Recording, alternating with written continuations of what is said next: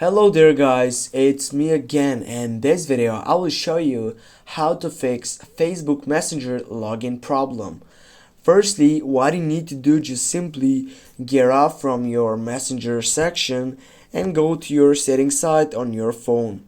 Then you need to scroll down and find for applications and go for manage application on the second selection. Now on the search box you need to type for Messenger and go for it. Then you need to scroll down, and as you can see you have the option for clear data. Just go clear data and go for clear all data, then go for OK. And then what you need to do next, just simply go to your Play Store, and here on the search box you need to type for Messenger.